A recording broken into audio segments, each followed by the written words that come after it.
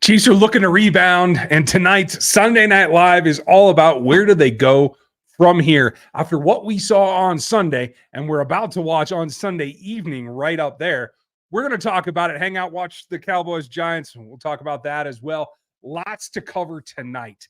I am flying right now. Dan's got dad duties. We'll see if he can make it in later, but I did want to get with you guys and go over what happened not only Sunday, but where the Chiefs go from where they are right now. Got some super chats in there. I appreciate you guys very much. Going to answer your questions here tonight as well. Tomorrow is the normal Q&A night here on RGR Football. I'm Ryan. This is me going rogue. But tonight I really am rogue on my own for now. And tomorrow we're going to answer your questions, both Dan and I. But for tonight, I'll try to get some here in a little bit because a couple of takeaways from today, and I think some of you have been in the chat, a lot of friendly faces and familiar faces in there. So cheers. I do want to say if you guys are interested, our main sponsor right now on the Monday Night Q&A for this season are going to be DraftKings, but you can get in the action all week long. It doesn't have to be on Monday nights if you use our code RGR when you go and sign up. So what went on today? Well, really, it was a distraction from what the Chiefs have to deal with. The big news was that Jay Glazer had a report that Travis Kelce's injury is more, I don't want to say bad, but it is more significant than we thought it was. And so we got to take that with a big grain of salt in that I was feeling really optimistic just yesterday that he would likely be back this coming week and be off and running and things would get back to that security blanket of feeling normal again. It doesn't sound like that's going to happen. Hi, Brenda. Hope you're doing good. Welcome, Gary. Our mod is in the house. Nice to see you guys. I'm stacking questions as well, and we're going to get into it here very shortly. But the big thing is that I'm not so confident now. Drawing blood out of that joint on a hyperextension is a little bit more suspect for me than I had thought. Not sure if that is significant or if it's just the severity of the initial hit. I don't know. Rumored to be 45 cc's getting pulled out of that knee. That's a little bit much for what I'd expect for just, a non-torn, no damage kind of injury. Not a big deal. 1 second here. Let me get back, Dan. So that's good. He sends his apologies. He's dealing with Miss Avery in the day. So if he can make it later, he will. If not, we're going to drive on without him. Nice to see you, Matt. Nice to see you, Miranda. Matthias is here. Nice to see you. John's in the house. We're going to get to your questions coming up here, you guys. Not a worry. But what I am worried about is what this does. So it's not just, hey, you're going to get the safety blanket of Travis back in week two. No problem. Go do it. I'm a little concerned at this point. So what they have to do is then start shifting. What can they do right now with the guys that they have? And you guys have some interesting comments. I'm going to share some of the analysis. And again, grades are not the number one thing that I look for when it comes to outside interpretation of what happened. Grades are not my thing. I do want to see the raw data. And so whether it's one of the other SDS or SI stats or whatever it is, or PFF, which I'm using tonight, whatever it is, the takeaways are their analysis. The raw data is what you have to look at. And there's some questions here or there about what we're looking at. So I'm going to get in that and show you guys what I have, if it'll come up on the screen, which it will. So there we go. I always like it when it works. It's a nice plus. And let me get that to the size. I do want to show you what really I think is at the top of the list, is that in terms of their grade, Rashee Rice come out as the best route runner and receiver that night. And I felt pretty good about that. I was pretty high on it, and I made the Juju comparison, at least in what his role is going to be, not necessarily what he is or should be here this season. I don't want to put too much expectation on him. And Dirty, I love the way that you put this. Avery is going rogue, and Dan is dealing with it. So we wish him the best. And when he can be here, he can be here. But Rice, I don't think he was meant to play, a huge role. What did he get? 5 targets I'll have to go look at the actual snaps, because I think he was around the 50% mark. Yeah, 20 total snaps. So on 20 snaps for the day, he ended up running, what was it, 13 routes? 12 routes. That's pretty good, especially when he's targeted on nearly half of them. So the fact that he was able to pull that through, we'll come back to where he lined up here in a little bit. But I do feel like that interior power type slot role is exactly what I like for Rashee Rice. And I think that that's one place that they can look very, very directly and take to the next level if, and hopefully not, but if Travis Kelce is unable to go. Now, it's a little bit of pressure to put on a rookie, but I think they've done a good job so far in kind of arranging it so that it works for him. He wasn't left out alone. He's only out wide once. He ran the majority of his routes, the vast majority, from the slot. And you can see just how Sky Moore did the same thing. And actually, MVS did pretty well as well. He had more outside, but he ran so many routes total that you can see. I like the idea of Rice as the slot. From in there, he and Sky, I'd like to see them stack a little bit. I'd like to see them motion a little bit. But I do like that that's the way they chose to use him. And I think doubling down on that philosophy is something that can help. Hopefully you guys can see this. Let me know in the chat if you cannot, if I have not made it visible enough. So in terms of yards per reception, Rice did pretty well as well. Obviously, the big plays to MVS and Watson came through, and I like that. And that's the nice thing about having the veterans is that you can double down on their experience specifically. You know that you can feed those guys a little bit more. And while MVS has had drops in the past, you might see that happen again, but you know that for the most part, you're going to be able to make some hay moving forward with them. Just grabbing a couple extra questions here, you guys, and we'll get through that in a minute. So that's one place that I do feel you can get to in expanding what Rice does. In terms of the number of routes that he runs. Does that mean that Sky gets less routes? I don't think so, no.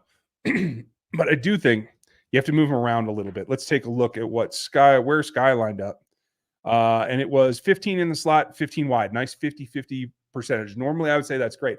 I'd like to see him a little bit wider, more on the wide side next week so that you can get Rice on the field a little bit more next week. And then where do you go on the outside?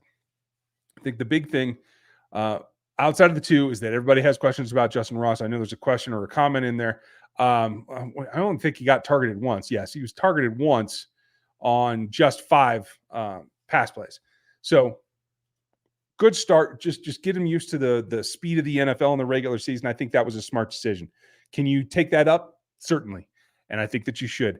At this point, if Travis is going to have to miss another game or more, you have to go find those guys. Somebody's got to step up. That's the problem, is nobody stood out in a positive way to take up that slack, and they have to have that against the Jaguars, who pulled off a win today against the Colts, and I think they did it in decent fashion, just scraping together a couple of things that I saw as well as the stats. You know, they're ready. It's a revenge game or a reunion game, whatever you want to call it, for Juwan Taylor. That's certainly going to play a role there. But if you go back and you take another look from the opposite, the guy who had a really nice performance in terms of the passing game was Isaiah Pacheco. Now, I know he didn't get as much on the ground as we would like. That's fair, and that criticism, I think, is justified. But in the passing game, he really came through. I think the screen game is going to be important because it is something that Patrick does well, and he is obviously excellent at it. And I think now Pacheco's like showing, hey, that's the part of the game that he wanted to work on, and he clearly has. The 2.8 yards per carry is not the greatest thing that I want to see, but it is what it is. It's a starting point. Excuse me. It's one of those nights here, folks. And you can see that he got 8 attempts to Clyde's 6. Clyde did have a little bit more success. I think it's still going to be a 1-2 punch, but I do want to see them both run more because between the two of them, they only got 14 touches, 14 carries. I think the run game is going to have to be a little bit more important in the coming weeks. That's what I'm looking for. Let's see. On the pass rush side, I wanted to show you guys this, and that is the guy who generated the most pressure was George Karlaftis. Good for him. And the nice thing is that on a team that doesn't have their top 2 defensive linemen, 3 edges came through and actually produced some pressure. I'm very happy with that. Yes, you had the manufactured pressure from L'Jarius Sneed and Willie Gay. You even got a pressure from Derek Nottie, so kudos to him. But it was the edges that you stacked in different configurations and were able to use your personnel. They have to expand on that. That's a solid start, especially when you look at FAU got those 2 pressures just on 13 pass rush attempts. That's pretty great. I don't like that all of these guys, including, look at Karlaftis, only rushed on 90% of his pass rush snaps. That's not enough. You got to keep forging forward and attacking the passer, and that's what I want to see. I actually was relieved a little bit that they got a little bit better performance than I expected them, than I had in my notes. And for you members, if you guys are here trying to support the channel, the best way to do it, the easiest way, is to sign up and become a member at either the draft level, where you can be in the chat, use the emojis, use all the pluses. You can also send super chats from that level. But if you want the behind the scenes stuff, the extra videos, et cetera, you got to sign up at the rookie level or above. And I have found a way to convert my notes so that you guys can see them. I am going to be posting them tomorrow if I can figure out the right way to get that. Likely on Discord. If not, I'll send out a message specifically to the rookie members and above in the YouTube chats, in the community tab. If you guys haven't used that, it's right on the main page, and you can get there just by signing up the rookie level or above in the memberships. And then in the community page, I can send links, etc., to very specific content for each level. So make sure you do that if you want to see my game notes. We can backtrack from there and take a look at all the topics.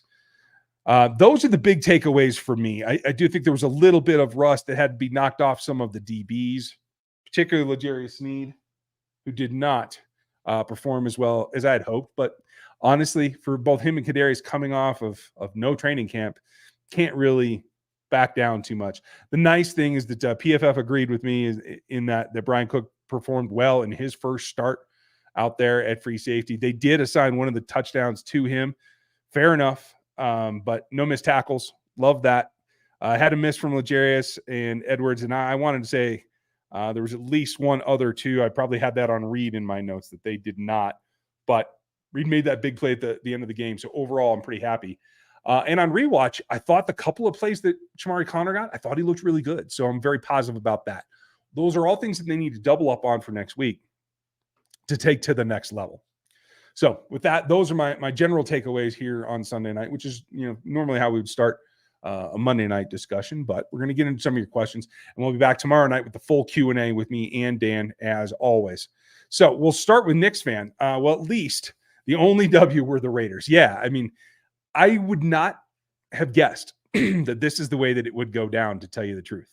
I am a little bit surprised that if you look on the scoreboard, you're going to find that everybody in the AFC West except for the Raiders lost. And that's a bit surprising for me. You can thank the Dolphins. They had a great day. So did Tyreek Hill. I know you guys are talking about that in the chat. Let them get it out of their system. Looks like they had a good day out and they destroyed the Chargers for you. You love that. So, hey, if the Chiefs were going to drop a game, knowing that the Raiders are the only team in the AFC West that was going to win that week, I think that's probably a very surprising and positive thing. So thanks for pointing it out, Knicks fan. Thanks for the support, pal. Appreciate you. Ryan, with the front office privately believe they survived the week because the Bengals and Chargers lost. Yeah, and the Bengals lost not just lost, just they looked lost. Let's be honest. As much as the Chiefs were frustrating, the Bengals looked lost. I think Joe had 82 yards passing. Not what you expect from that team, and he in particular, in any way, shape, or form. So that was a bit surprising, I do have to say. Anyone know how to join the Discord? Okay, Jackson, I'm glad that you mentioned this because I did want to show it, and I am going to show you guys here. When you're in Discord, this is the base one that announces, just so everybody has all the links to all the shows on all the channels, right? So you can get in there. But if you come over to your profile, mine is RGR Boss. Yours will have your title here. Let me blow that up a little bit. Actually, let me take myself out of it and see if I can't make that better for you. Hopefully that'll zoom in a little bit. So you come down here and you click on your name, your profile, and then you can hit the edit come in there and you just want to hit your user profile, right? So this gives you the basics, your name, whatever. Come down to connections. And in there, you can add accounts to your profile. Mine, you can see, is already linked to the YouTube channel. If you do that, what it'll do is it'll pull your membership in, and it will give you all the rights that I've set up in Discord, depending on the level that you are in the memberships. That makes things pretty easy, to tell you the truth. So by making that connection here on this page, it'll add YouTube to your account. You'll have that cross connect and you'll be right as rain. Anytime anything comes out for your level or above, you'll be able to get access to it. And in general, if you're not connected at all, you don't have access to Discord at all, because it's just the one room. Generally, what you're going to see is, once you're connected, you're going to see all these rooms where everybody's talking about different things. And you'll find Stevie and all the guys in here pretty regularly. I'll be in here every once in a while as well.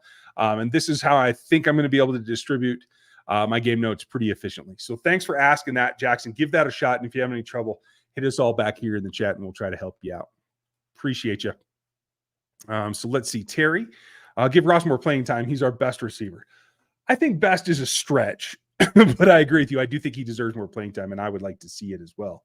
I don't know what happened to this page, but it kind of went haywire on me. Let's go back and have another look. See if I can get this sized right. There we go. Knock that down one. There we go. If we go back, and I want to take a look at the depth.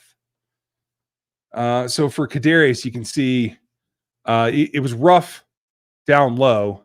A little bit farther out, he actually did better. I don't think there was only one target, if I remember right, for Justin. Where'd he go? It doesn't look like they want to give me that matchup. So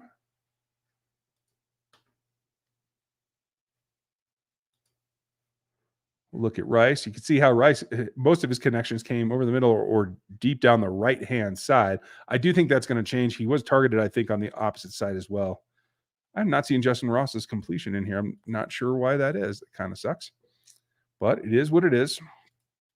And Justin, in the end, 1 for 1 for 6 yards. I can understand why you want to see him more. I want to see him more too. And I think right now is a unique opportunity for them to do that. I do expect that he's going to get a little bit more play, more than just the 6 snaps that he got. I'm sorry, was it 6? No, it was 5 in route running. KL, what's the wide receiver problem as bad as it looks on the all-22? It did unfortunately look like a couple of guys just aren't straight on what they need to be doing. I think Dan pulled one play, the crosser that went as a drop for Kadarius Toney, which is still a drop for Kadarius Toney, even though PFF did not mark that for him. That was Richie James running at the wrong level and caused some panic, some miscue as to where to be. But it still hit Kadarius Toney in the hands. You still got to catch that. So I'm not giving him a break on that. That's still a drop. But he said it seemed like the problem that just won't go away. And Kelsey back is only a Band-Aid on it. Well, it's also just one game. So I do feel like in retrospect, we probably had higher expectations for Kadarius Toney having not practiced all preseason than maybe we should have. I do think that will turn around. I'm not all doom and gloom at this point, but it does need to get better. And I do think that relying on your stalwarts, your aged veterans that are steady like MVS and Watson, I think that's what they got to do now. And I think everybody who was concerned about Justin Watson not deserving to be on this club, I think that's changed for most people, and I think it should. So now it allows the younger guys to come along underneath them, and I do think Rashee Rice is the guy that I would be focusing on next week. John is 65. Toss power trap still in the Chiefs playbook. You know, you wish it was. I wish it was, or at least some variation thereof. But sadly, I don't think Andy has that one. Chiefs fan, what do you think about giving every receiver a chance and see who sticks? I agree with that. I'm trying to think, is there receivers who didn't get anything? And I don't think there actually was. Let me count. 1, 2, 3, 4, 5, 6, 7 receivers got targeted. So everybody got a shot. And I think that's important. One of the things that I track is your percentage of reception. And Justin Ross and MVS led that, as did Isaiah Pacheco. Again, shout out to him for improving his pass catching game. I think that's important for the offense going forward. But everybody got a shot. Let me see. I thought I had at least one drop for Sky, but PFF did not. I'm interested in that. I'm going to go back and look at that again. I haven't gotten through the rewatch completely yet, but I'm going to keep that out. What do we do about the short yardage situation that's plagued us for 5+ years? I had more hopes on the 4th and 20th than I did on 3rd and 2. It's a good point, Brett. That's a damn good point. Unfortunately, I don't know that there's much they can do other than simply practice short yardage and develop the want to, because I think that's what it comes down to. I don't think there's necessarily anything wrong with their plays. I think it is very predictable. So you're not giving yourself the benefit of the doubt in some of those situations, which I think would help. But in the end, you got to come off the ball and hit the guy in front of you. And they just don't seem to do that very well. And I think that's just because, just like tackling in the league, you don't practice it that much, particularly in Kansas City. So at the end of the day, I think you just got to go for it more in practice, in saying we're going to run and we're not going to be this finesse run team. We're going to be able to run when we want to, not when the situation is perfect. And I think that's the difference right now. Kev, Sky Moore running all those routes and getting so few targets is slightly concerning. I agree. And that's a fair point. What was it? Is it 14 routes I wanted to say? I may have had that wrong. Let me scroll correctly. No, ran routes on 29 plays he ran routes on, only targeted 3 times. Now, I do think, I will say this, and we'll probably have this discussion with Dan this week. I do feel that was part of the game plan situation. And Travis getting hurt in the week so late, excuse me, I just don't feel like they were able to be nimble enough to shift the game plan to change that. I really do feel that they kind of predetermined who will have their game that week. And unfortunately, I don't think Sky was meant to be the guy this week. I do know it was supposed to be Travis. So I think in the end, I don't think they adjusted enough. I don't think they looked enough. And while there was pressure on Mahomes, I didn't think it was excruciating. Let's go back and check that. What did they give up? A total of 18 pressures. That's quite a bit. Let's be real. And Donovan Smith gave up 7 of them. Not the turnaround you had hoped for. Jawan Taylor only 2. So that is an issue. And Jawan Taylor was not, Donovan Smith was not facing the best pass rusher all night long. The broadcast did a great job of showing Hutchinson was on Taylor quite a bit. So that's still a lot of pressure, but it's not enough that I don't think Patrick should be looking for Sky, especially given the rapport they have and how much time they've spent together in the last year working on that. So let's hope that changes. That's my hope. Jeremy, I like your thought. I kind of addressed the running question here.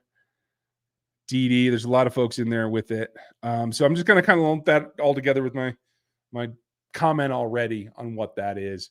If you guys have something specific you want to hear about, every super chat gets an answer. Like RPs, appreciate you, Mr. Anderson. So if you guys do want to do that, go ahead and let it rip, and I'll make sure that I get you an answer. Is there anyone that we should go out and get? And that's the key question. You can't really until you get Chris done. If you did, I had been leaning towards going and get Carlos Dunlap to bring in more pass rush. The way they looked the first week, I'm actually starting to think maybe that isn't the priority that they ought to have. But the question then becomes, and let me see if I can pull this back up, and we can look at who's available out there in free agency, because I don't think you're going to like the answers. I certainly don't.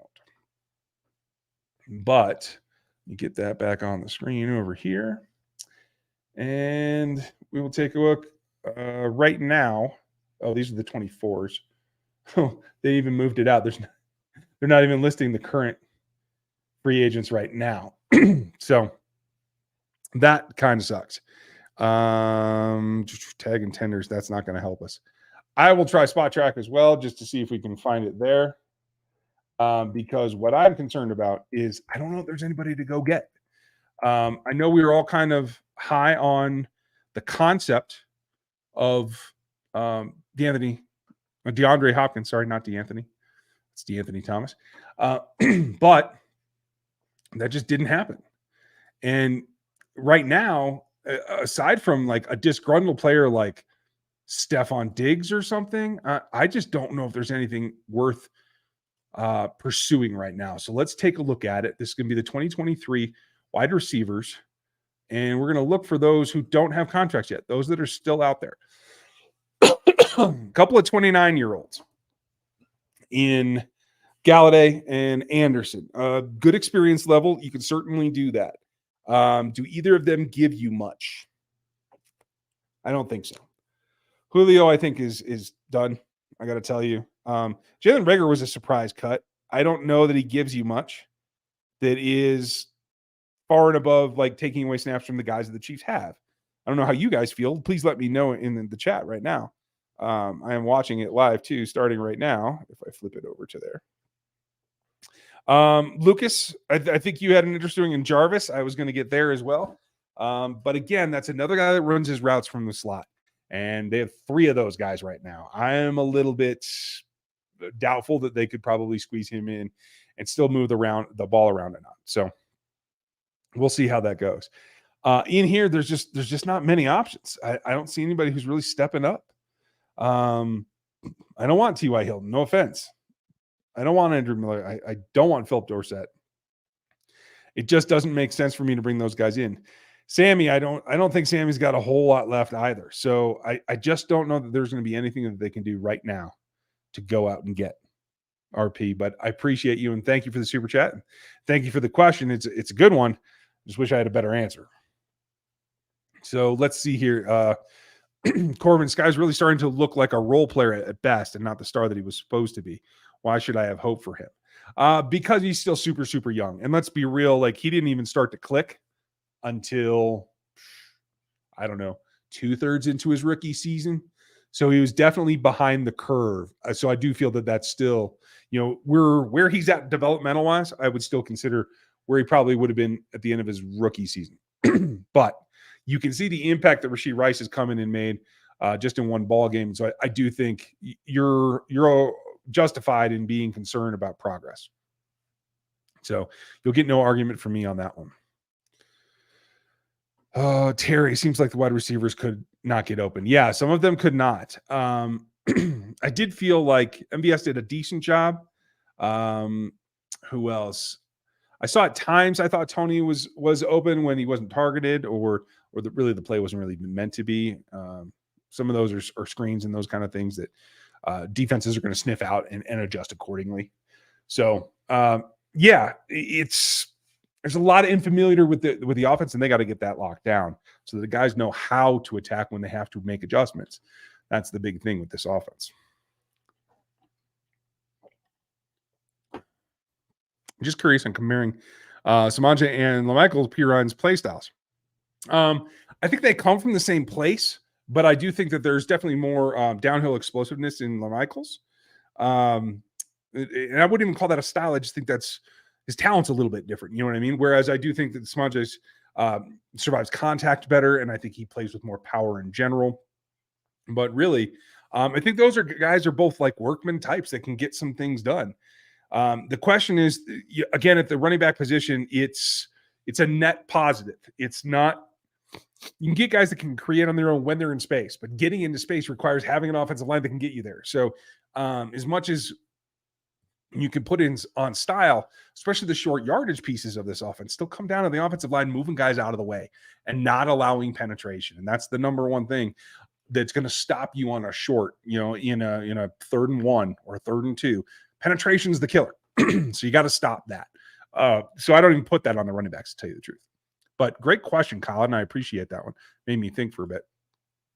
And I'm sorry, folks, I'm a little stuffed up. And the sneezing has begun. So I'm gonna work to keep ahead of that here for a bit. I feel like we saw the floor of the wide receiver room Thursday. You still have a high ceiling. How do we get to raise the floor, though? Are there vets available? I keep hearing Mike Evans. Agreed, but I think that's just because Mike Evans' contract isn't going anywhere. The Bucs have said, "Hey, we're not doing it." So I also don't think that they're going to get the trade compensation that they desire. I wouldn't say deserve. In fact, I thought there was news on it today. We can take a look at that real quick. Where was it? It looks like it's already passed by in terms of being the most recent news items. But yeah, I don't think Mike Evans is going anywhere. I don't think that they would move on from him. Did I just about get there? Yeah. He did score for the Bucs today. So good for him. I mean, would I like to see it? Possibly. Again, they can't even make that move without the Chris Jones contract getting done because they have so little cap room right now. They couldn't even absorb that contract. So that's just kind of out there for now. Eric, do you feel more confident that they can appropriately create a game plan now than they have more time to prep without Kelsey? I actually am more confident in that. Knowing that they won't have him, I think will allow them to adapt. I think they probably tried to do that, but it was just very, very late in the process, especially when you're talking about starting so many young guys and new guys to the offense, that you need that prep time and that install time. I do feel like that's what they didn't get. And that probably compounded everything. So yeah, I am more confident that they can pull that off with more preparation time. Thank you, Eric. Appreciate you. And KL, thank you. Back for 13 months now. Looks like Williams the CB3. Any notes on that today? I have not heard that. I do, as I understand it, it is still very much up in the air, weekly based, whoever is playing the best. Let's take a look at it. Because I thought he outsnapped Watson pretty well, but I can't say that off the top of my head right now. So let's take a double check here. And Joshua playing 24 snaps in coverage. I guess we should just look at total snaps, yeah? So Jalen,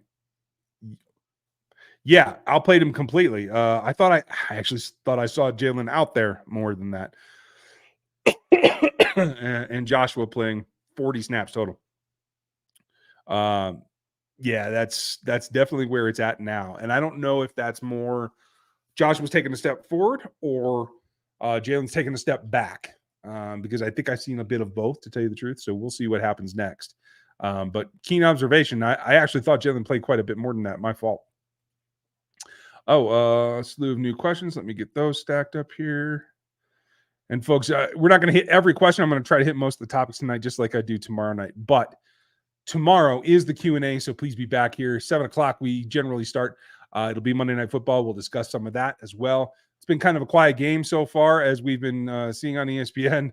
6-0, not a whole lot to write home about. So maybe I'll just put this on here and we can watch the Gamecast. And if there is something that happens, we can take a peek at it. I'm not going to put it on here. I've been toying with rebroadcasting while we watch live, but don't want to get there. Jeremy, maybe they need a fullback for short yardage. You know, they had one last year, and they dove him every time. They made it super predictable, and it made Mike Burton ineffective. And so while I would generally agree with you, Andy doesn't seem to. So I would love it, but I don't think Andy's going to use him anymore. I think that ship has sailed, unfortunately. KL, thank you. The pressure rate looks really skewed. We had the most time to throw in the last 2 years. Yeah, I mean, pressure is about beating the block. So if Patrick moves on a pocket, you could have multiple pressures assigned from PFF, even though there's only one guy really within distance of contacting him, really. Let's take another look at that. And that is on the blocking side. So, yeah. So you have these pressures for a total of 18. But you could have 2 or 3 of those on a single play. You know, so that's how many times. If we go back and we look at pressure and depth, let's take a look. So Patrick was kept clean on 55%. That's not a great rate of his dropbacks. Under pressure, 44 of them, but not by blitzing. So he was under pressure by their front four on roughly 45% of it. That is pretty implorable. I wouldn't say it's really skewed in that they produce 18 pressures on 25 dropback? No, 39 dropbacks. So that does actually ring fairly close to what I would expect, Kale. Excuse me, guys. Knicks fan, thank you again, sir.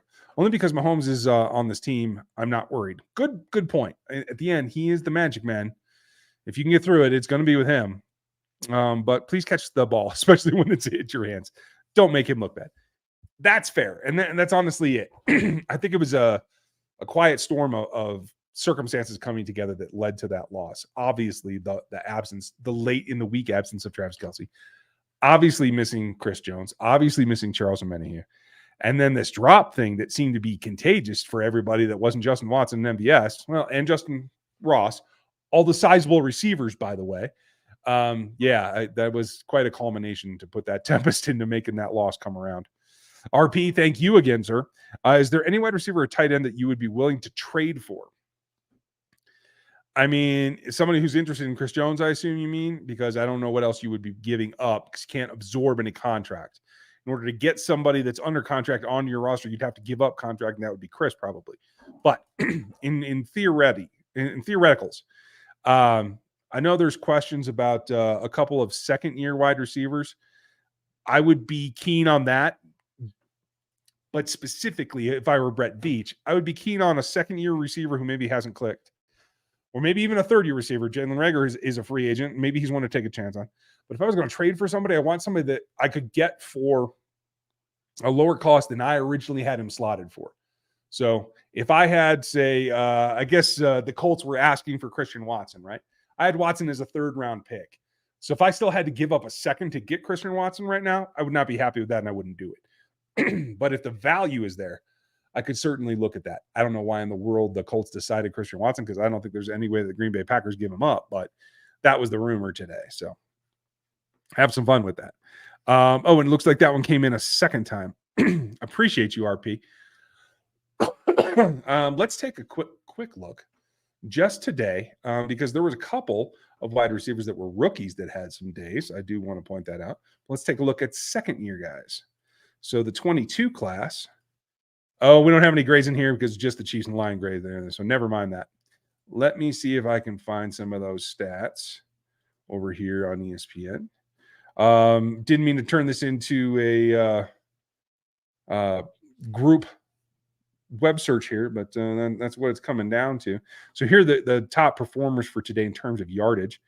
Mac Jones, still surprised by that, but couldn't lead him to a win. I'm just going to keep going on my Mac Jones slant here. Let's see. Tyreek, Justin. I mean, Ayuk was surprising. I even had him in fantasy and I didn't. Puka Nacua, good for him. Puka was a guy, I think he was undrafted, if I remember correctly. Let's take a look. Oh, no, they took him in round 5. Puka was a guy that me and Dan were pretty high on when we saw him at the Senior Bowl. I thought he did well at BYU. I mean, there's a rookie to go after, but it's hard to stand out in that. When we get the grades back, we'll take a look at the sophomore class, RP. We'll take a look at that tomorrow when hopefully we have the grades back for the rest of the sophomore group, the second-year wide receivers, and we'll just see if there's anybody else out there worth trading for. But probably if they're standing out in a good way, they're probably not going anywhere. Their home team isn't going to give them up. Didi, why would we go for it on 4th and 20? And we had 3 timeouts. That is a simple case of not trusting the defense to be able to stop the run, because that's all that the Lions were going to do is run to run that clock out. And honestly, as much as I thought the defense was not the letdown point, I don't know that I would have thought that they could fare better against the run than they did. So I have to be real about that as well. We'll go back here. And let's just look at defense again, just so we have that ready. So that's really what that tells me. Is it arguable about whether that's right or not? Yeah, but I think that's how Andy feels. Thank you. Appreciate it, Didi. And I'm going to do a last call for questions, folks. If you got super chats or questions you want me to get into, let me have it right now. And we will go from there as I round up the last few. As this game is still 6-0. And I'm really interested in seeing them get out to a lead. So maybe we can see Trey Last in the Cowboys uniform. I'd like to see that. Quentin, I know this was joked about last year, but should Chiefs actually consider taking a 5-yard penalty on 3rd and short downs? No, just run the same play. There's no reason to set yourself back. But yeah, I mean, they do seem to do better with more operating room, and that's just the way that it is working right now. And unfortunately, just unless you're dedicated to changing that, it's not going to change. And right now, I don't think the staff is dedicated to changing that. Otherwise, they would stop with this ridiculousness that is Blake Bell fakes, because it just doesn't work. The only thing you can do now, and I've said this before, Blake Bell comes out next time they're in a short yardage situation, he should line up under the guard and they should snap it to Patrick and just run a play. That's how it should work, because it's just idiocy to continue to try to dive with Blake Bell or anything close to diving with Blake Bell. Let's see. On the money. Thank you, sir. Appreciate it. Chiefs will be fine. KT, Rice, Ross have explosiveness. Are you concerned with Jawan lining up, giving away the pass? It feels like it hurts short yardage. It does, but it doesn't hurt it that much. In a short yardage situation, the best, most obvious, most efficient way to get that first down is to run the ball. So he's not really giving away anything the defense doesn't already know. But yes, the foot action is what bothers me, not how far he's lined up. If that's okay with the reps, then I'm okay with it. It's that active foot that I don't like, because that part of telling when maybe it is a 2nd and 6, that's when you shouldn't be giving it away. So yeah, I'd like to see that settle down. Can he be functional if he comes in a little bit closer to line of scrimmage? I think so. I'm not too worried about that, because let's be honest, the pass sets are the pass sets, and that's what Andy's caring about the most. So, money, appreciate you. Jeremy, how do you think Drankwell did? I liked his closing speed. I did as well. I was a little surprised they didn't use him more. Let's go look, because Cam Jones got a snap. I do like that, but I don't think Drew Tranquil got much. Where did he go? 14 snaps. I was surprised by that. He played less than rookie Felix Anudike-Uzomah. That was a little bit surprising. But yes, I think he looks the part. I think they were looking for the run most of the night. So they were either going to be in base or they're going to run Nick and Willie and try to attack the run. So that part made sense. But I thought they'd get a little bit more out of him. Let's see what happens this coming week, where there's still a pretty good run game in Jacksonville, but I do think they want to throw the ball more. I think Calvin Ridley kind of showed that today. If you guys didn't see it, I guess we don't need to look at Puka any longer. But Ridley had a pair of touchdowns, I wanted to say. I could be wrong, but we'll find that out here shortly. In that, they did run going away. Anthony Richardson, the rookie quarterback from Indianapolis, did score on the ground. Looks like he threw one as well. I didn't see that one. ATN ran pretty well. 77. You can see here that they're happy to feed him. I was a little surprised they didn't get Tank more work. I think they might against the Chiefs, because I think downhill they feel can be very effective, and I think Tank's going to be where they want to go there. Yeah, it was Calvin Ridley. No, it was only one score. So with that feeding, clearly Calvin Ridley is the number one in Jacksonville. So I don't think they're going to line him up inside. So that means he's not going against Trent McDuffie. It means it's going to be L'Jarius for the most part, and it may be Joshua Williams on the outside. Let's see what happens with that. But that's a matchup that we're going to have to watch later in the week. Thank you for that, Jeremy. And thank you, Terry. Is Brett Veach a problem not giving Mahomes enough talent? No, he is not. He's gone out of his way to give him as much talent as he possibly can. These contracts are a little bit tough, but I think once they sort out the Chris Jones situation, one way or the other, I think they'll be back to normal. I would not call Brett Veach the problem at this point. No. Is it super high quality? No, but you can't afford right now, in paying him and paying Travis and paying Chris, not to mention Tooney and the protection. Protection comes before weapons, in my opinion, because you got to keep him upright no matter what. If that doesn't work out, then we have a bigger problem in where I'm coming from. But no, I think he's got enough weapons right now. I do think the tight end depth is an issue. And I do think someone that can ascend to be a true number one is an issue. Right now, I see a ton of number twos on this roster. I would have liked to see them get a true number one. We'll see what happens next. And I do think offense is going to be another focus coming the next draft. Daryl, thank you, sir. How bad would it be if we go 0-2? It'll be challenging. Let's be honest. It will definitely be challenging. If we look at the schedule for week 2, if I can get it to load anyway. Let's see. We have the Raiders playing Buffalo. I'm calling that a loss for the Raiders. Obviously, Chiefs, Jags. We have Chargers and Tennessee. Chargers are going to win that ball game. I don't think it's much of a question. Let's see. Where are the Broncos? Broncos are playing Washington. That's a 50-50 to me. So you could be in a position where, A, the division leader right now is likely to lose. And then B, you could end up with everybody else being tied. So you need to do that as well. You need to be able to say that you're 1-1. If they go 0-2, makes things really, really hard. But again, I don't think that that's going to happen. I think they can avoid that based on the fact that they are going to have much more preparation time for Travis Kelce and his absence. Do we get Chris Jones news? As of today, doesn't sound like anything news happening, so I don't know. We're going to have to find out.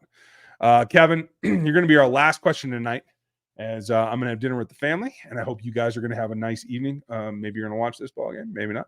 Mahomes has to trust his receivers and throw the ball. I agree with that. I do feel he was a little rushed at times on Thursday night, and I do believe that he missed a couple of passes as well. Overthrows and a couple of that were well behind the receivers that I can't put on them. I don't think the drops were there because of Patrick's accuracy, but I do think there was a little bit of accuracy issue as well. So I'm with you. Like, get on that same page, get in the jugs machine, get your quarterback to trust you, and go after it. That's what I have to say. Miss Holly, good timing. We were just about to wrap up. I hope you're doing well. Nice to see you. And Brenda said the same thing. And Wink, I hope you're wrong. I have no way to know at this point. I'm totally baffled. You guys know I felt that it could have been done at multiple points before now. So you may be absolutely right. I hope not. I really do. But if it happens, we will let you know immediately as usual. So tomorrow night's going to be the huge Q&A. We're going to have more information from the team tomorrow. So make sure you're back here. We're going to go at our normal time at 7 Central and get into it. And then there'll be Monday Night Football as well. Dan should be back tomorrow. I hope that you guys are doing well. Thanks for being here tonight. Very much appreciate it. It's Monday, and it's a brand new week. It's a brand new chance to get better and have this team come out with a win this next week. So I hope that you guys enjoy your Monday. Have a good week in front of you, and I'll see you back here tomorrow night. Everyone have a good one. Take care of yourselves. We'll talk to you then.